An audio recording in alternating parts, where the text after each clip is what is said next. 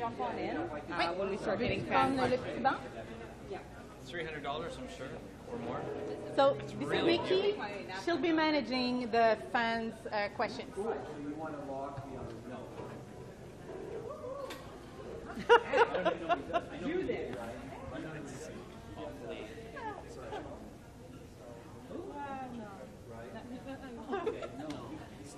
I prefer doing the web series, I have to admit. We're live. What do you mean we're live? Cool. Like we're live? We are live. Like this is how it starts? Hi, everybody. We are here at St. Roch. Did I say it right? Did I say it right? Yeah. Where we are creating Crystal for Cirque du Soleil. And you are invited to join us. So what we're going to do is quickly have a little chat, and I'll introduce my friends and myself. But I want you guys to have a little homework back there. Get your questions ready. Send them in, and we'll try to answer a few of them if we can. All right, so like I said, we are the On Ice creative team, or some of the On Ice creative team. And I'm Kurt Browning, and I'm sort of the head of the director of something to do with the ice. I'm not quite, my title is like very important sounding. Ice designer, a head of ice senior. Senior, well, I'm closer to being a senior than senior designer. But and I want you to introduce yourselves so that people can Google you and figure out all about you. And I'll give the mic over to I'm Ben Agosto, ice dancer, and I am an ice designer for Crystal. who likes to hang out on Olympic podiums. He's so good. Oh, you're done? Merci. That was it? Yeah, Oh, no, it's that's not all I done. had to say And about if I tried to say Mary Lynn's name, I will butcher it because I don't speak French. So, Thank you. I'm Marie-Lyne Langlois. I'm a figure skating synchronized coach. okay, cool. So I'll ask you a quick question, and then it's your question. So Ben, I hired you. So glad I did. And I'm a single skater, so I skate alone. I don't have a partner, but you with Tanith Belbin have stood on the Olympic podium together, and I needed to bring someone in who could really work the magic of the pairs on the ice, and also working with a skater and acrobat as well. I needed you. So what has that experience been like? Well, Kurt, it's been wonderful. So thank you for hiring me. I knew he was going to say that. And I believe your words were, so I need somebody who knows how to move another person around their body. Something along those lines. That sounds like me. So yeah, I mean, ice dancing has been my life for the last 30 years. Come on. And yeah, it's been an amazing experience working with amazing adagio skaters, pair skaters, some ice dancers, and then these incredible acrobats who are physical geniuses who are just learning how to skate, but yet they can still do amazing things right away. It's been so exciting, and to be a part of this immense, massive. Did you catch that? Immassive? An immassive. It is made a now. new word. An immassive. We're going to be using that for the next 3 weeks. For sure. Everything will be a massive. It's really exciting, so I'm very happy to be here. Cool. Thank you. And as well, when they asked me at Cirque, they said, we really like synchro skating. We've been researching it online, and we like the lines and the speed and everything. And they looked at me, and you can do that, right? And I went, no, I can't. Enter Mary Lynn. So we basically went out into the synchro world and found somebody who could help us with that. So now there's really great moments where Cirque skaters are all over the place, and then zoom. And we have, I'll give you a hint, we have like a business world theme for part of our world that we've created, and you were in charge of that. So. Yes. Thank you, Kurt. Thank you for bringing me in, because it was like a dream for me to work with the Cirque du Soleil. Cirque Cirque du Soleil. Yes, Woo. yes. Goosebumps. Yes, and it's a very big challenge as well, because we have all like different kind of skater that have different background. Like none of them have skated synchro before. So, but they're so good skaters, and with all the choreographers as well that helped us, it was like, it's already looking good, but it's gonna look even more awesome. And props, and she had to get used to dealing with props as well. All right, so this is who you're talking to, Ben, Merlin, and Kurt, and we're here creating Cirque du Soleil. What's on your mind? I have a question for Marie-Lyne. So how's your first experience with Cirque du Soleil? Well, like I was saying, so far it's really good. I'm very excited. You know, it's like in my home as well. I'm from Montreal, like I was saying before. When I was young, I was watching the Cirque du Soleil many times as a kid, and being a part of the people that can make it created, it's like just a dream come true. And of course, being surrounded with those two guys that are master like in skating, and Like, honestly, yes, please. They're just so good, and they made me feel like so good and such a good part of the team. And I think what we did work together, created so far, will be good, and it's going to be even better. There was an interesting moment where we wanted something dynamic with a group of 9 skaters that had to stay in one sort of area, not really cover the whole ice. We had a restriction of where we could do it. So we're like kind of staring at you, and she's like, well, we could do this and this and this. I mean, I don't know, or this, or maybe that, or that. And we're like, wow, okay, let's go with the first one. Yeah, so it was pretty fun. Good experience. All right, next question. Did you master a Cirque du Soleil discipline so far? No, well, no, it's not our job to master them. With the Did you try skaters, one? the skaters, on the other hand, yes, Ben and I have done the ramps. There's ramps. I practiced juggling. Yeah, we all learned how to juggle better. My handstand is actually improved. Nice. That's true. But the one thing that I would say that our skaters have done is we have a couple skaters who have to do it, but one skater who does straps, which is basically 2 ropes that come down and you kind of just put them on your body, and then you fly and do crazy, crazy things. And so a skater who had never done that before is in this beautiful duet with a straps expert. And then she touches the ice and she skates away. And the energy that they build is really, really special. I cried one day. I don't mind saying it out loud. I cried. So we just presented 3 acts this morning, storm, ramps, and you can all hear strap act. Which one is your favorite? Okay, this morning we did hockey extreme guys who do Red Bull crush down the mountain, and they did ramps. It's really fun. We had the one I just talked about with a skater and a strap expert in the sky skating to Halo by Beyonce. Very romantic. Very romantic. And then we had the opening of the show that is everybody and doing everything. Favorite has to be Don't Tell the Ramp Boys, but because I worked on it and I'm very proud of our main character who plays Crystal, for me it was the emotional ping that I love. And I think it is maybe one of the best moments in the show where our 2 worlds really blend. So that's my favorite. But you love the hockey boys, I'll bet. Of course. And it's very...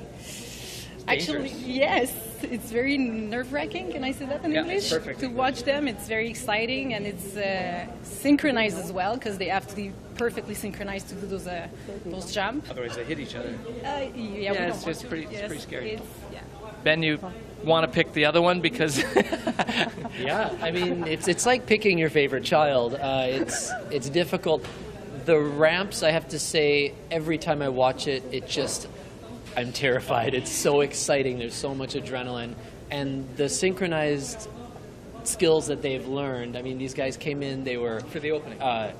No, this isn't the Oh, ramps for the number, but I hockey. will talk about the opening as well. But in the hockey number, these guys are from Red Bull racing background, inline skating, so like X Games type of background, and they're used to doing their tricks, but they're not used to doing any choreography or paying attention to somebody else doing it at the same time. So, today we showed to the media, obviously, those 3 things, and it was pretty, I don't want to use the word cute, but it was pretty fun to see these hockey guys who are not on a stage. Like, we grew up on the stage, and when they'd miss, like, if something didn't quite go the way they wanted, and they were like, oh, and you could see them upset, and like, just keep going, and at the very end it was... like, just stand there and pretend like it was easy, but they've never been on this stage before, so the evolution of everyone is really fun. It's absolutely a mind-blowing number. The opening of the number, it's a giant storm. We call it the Tempest. Yeah, the opening of the whole show. Sorry. It incorporates everybody. So there's skating, and then there's fast skating in a group, and then there's acrobats running in. Yeah, 36 people on the ice, and acrobats flying through the air, being thrown by other acrobats, and then skating coming around, and lifts flying around, and everything just barely missing each other. So, again, my heart is a little bit in my mouth when I watch it, but it's so exciting, and to still have that feeling of we are just still finishing creating these things, and they're already looking this strong. It's very exciting. Next question. What was one of the biggest challenges combining circus acts and skating?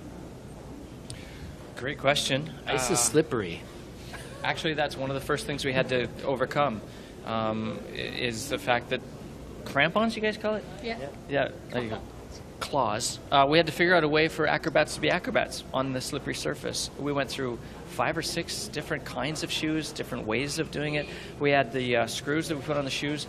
When they would land, they would come up back through into the athlete's foot, stabbing their feet. So that was one of the best, like the biggest things that we had to overcome. Another one is the decision of how much Cirque act and how much skating and when to blend and how.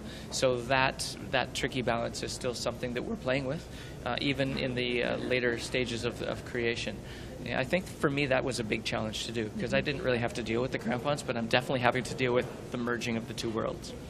And teaching acrobats how to skate. Oh, that's true. Day 1, it was skating class. Hi, acrobats. These are your skates. And musicians. And musicians. This is how you tie your skates. When you're done, you have to wipe them off. And Take your guards off or they will rust. Why? The guards are protected. We should leave it on there. No, you have to take it off.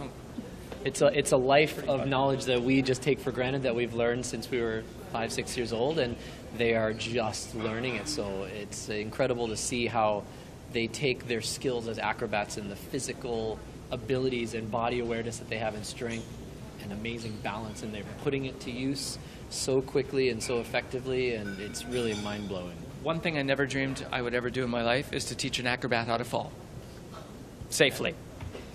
Yeah. We fall like this. It's really important. Yeah. All right, next question. These are fun. Good questions, everybody. What can the audience expect when they go see the show Crystal? You can expect the unexpected. If you're a skating fan, then we really think that you have to come with a bit of an open mind. If you've seen things like Stars on Ice that I've performed in and Ben has performed in for years and years, that's a certain style of skating that we have used to win competitions. It's very specific, it's very stylized. Jumps are important, but not only jumps, but exactly what jump and what shock tot and what twizzle, all that stuff. It's very confined. The skaters that we have hired are more along the lines of, I've got a cool trick. I want to see my cool trick. And a lot of things that are illegal in competitive skating. So if you're a skating fan and you've seen a lot of shows, it's not quite like that. You will be surprised.